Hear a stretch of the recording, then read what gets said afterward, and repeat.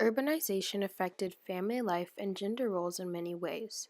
In today's video, we will go over the following: middle-class marriage and courtship rituals, middle and working-class sexuality, prostitution, separate spheres and the importance of homemaking, child-rearing, and the feminist movement. Rather than marry for convenience or for economic or social reasons, by the 1850s, the middle-class couple was supposed to follow an idealized model where they met, courted, fell deeply in love, and joined for life because of a shared emotional bond. The growing popularity among all classes toward the 19th century of what historians called companionate marriage underscores the impact of historical change on human emotions and behaviors. Companionate marriage is a marriage that's based on romantic love and middle-class family values that became increasingly dominant in the second half of the 19th century.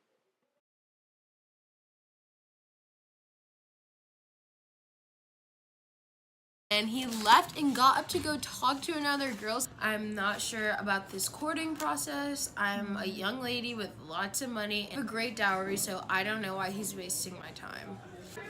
But it seems like he's coming, so. How's it going? It's going great. I just have to step out to talk to a colleague, but it's all fine. I think it was just a misunderstanding, but we're good now.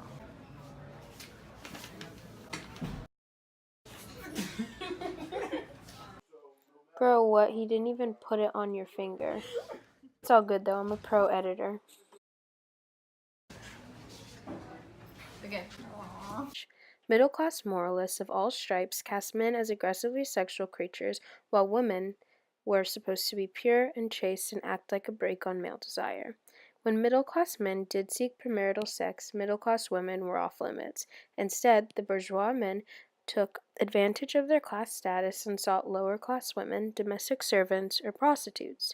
If a young middle-class woman had experimented or even was suspected of having premarital sex, her chances for an acceptable marriage fell dramatically.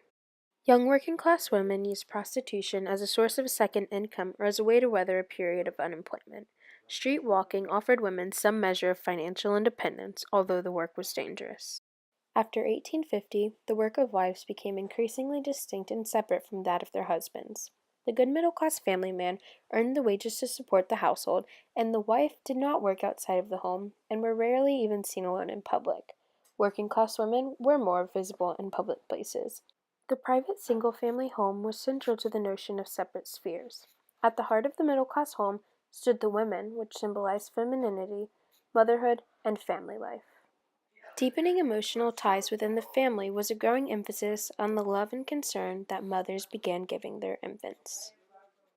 The idea of separate spheres and the rigid gender division of labor meant that middle-class women faced great obstacles when they needed or wanted to move into the man's world of paid employment outside of the home.